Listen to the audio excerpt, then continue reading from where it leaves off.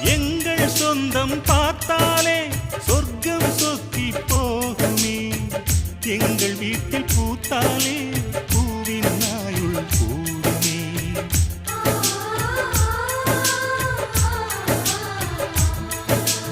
இரண்டு கண்கள் என்றாலும் பார்வை என்றும் ஒன்றுதான்.